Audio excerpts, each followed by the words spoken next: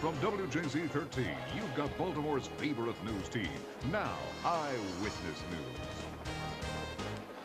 Good evening. Governor Glendenning's teenage son is arrested for drunken driving. Good evening. I'm Ron Matz, and this is what people are talking about tonight. 19-year-old Raymond Glendenning was stopped at 2:30 this morning in Prince George's County. He failed several sobriety tests and was arrested. His car impounded.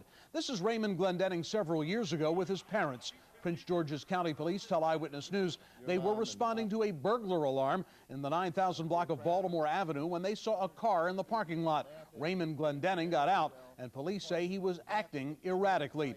Governor and Mrs. Glendenning released a statement today saying they received a call that every parent dreads, that their son had been issued citations by the police for an alcohol-related driving offense.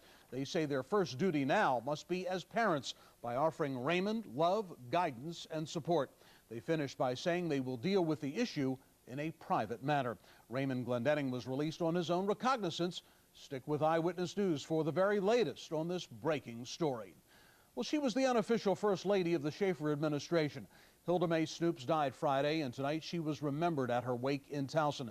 Dennis Edwards joins us live with her exclusive story through the eyes of the man who called her a special friend for decades. Dennis. Ron, Hilda Mae Snoops and Donald Schaefer were together more than 41 years through City Council, the mayor's office, and on to the governor's mansion and beyond. Hilda Mae was his constant companion, friend, and confidant. He was the love of her life who stayed by her side till death took her away. The other day, when there was no one there except she and I think she made up her mind. It's time for me to go, and she left.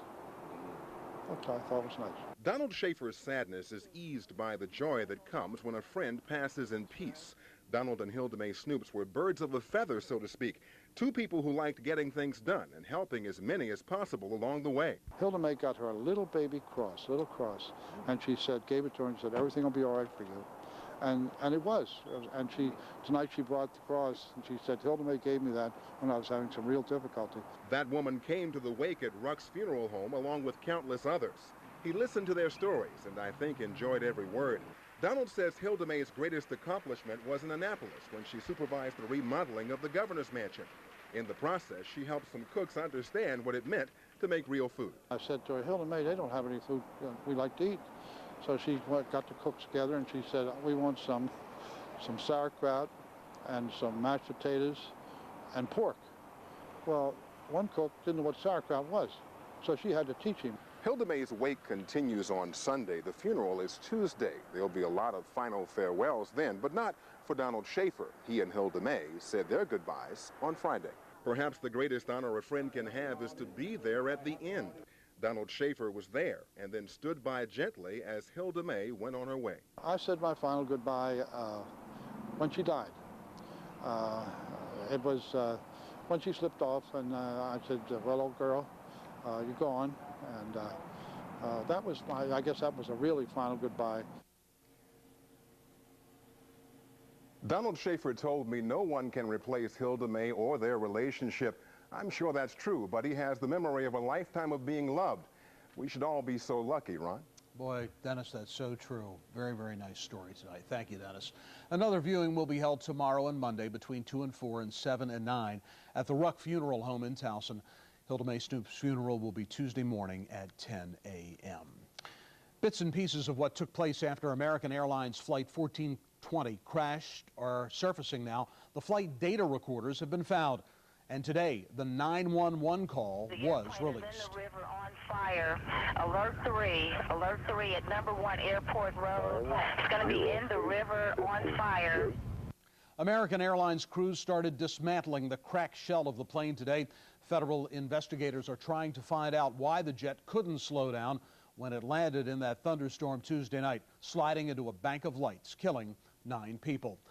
Once you see this video, you will agree that it's a miracle no one was killed. The earth gave way beneath a carport in the state of Washington, taking the '66 Ford Mustang with it. So far, there are 5 huge sinkholes on this street. Look at that. This one used to be a Japanese maple tree. A geologist says rain is causing groundwater to wash away, creating pockets of air, and if the area is hit with heavy rain, the street will have to be evacuated.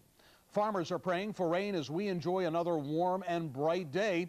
Katie Lahan reports the drought is causing problems for animals and crops. I just don't have the quantity there. Soil dry as sand. A field pale in comparison to John Deere green.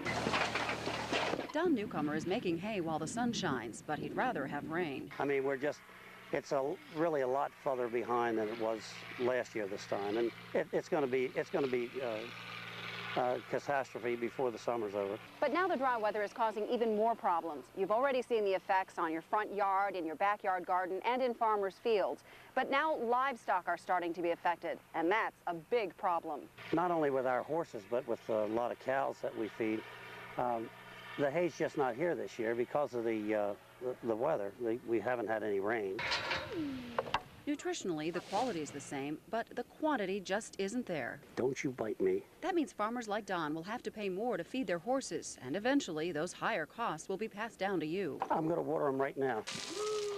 Don uses well water, so at this point he's not faced with any water restrictions. His animals have plenty to drink, but he's already prepared for the drought to continue. We haven't had that problem yet, but there is a possibility that could happen.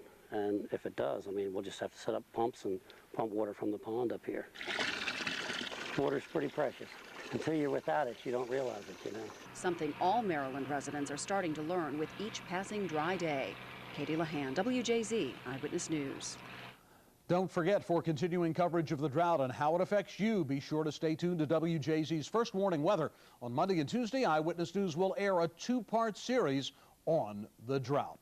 There's no rain in sight, and that's making things incredibly difficult for firefighters in New Mexico, where hundreds are battling several big fires. The biggest is the 2,200-acre La Jara fire. Tankers, choppers, and ground crews now working around the clock trying to contain that blaze.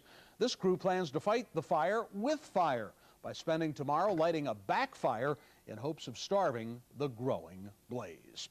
Let's check in with Dr. Bob, the man of the hour right now, to see what's in store for us.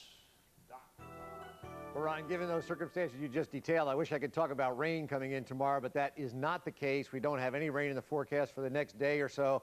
So we're looking for conditions that are going to be pretty much like what we saw today. Early tomorrow morning when you wake up, you'll be looking at mainly clear skies. There'll be a few high clouds around.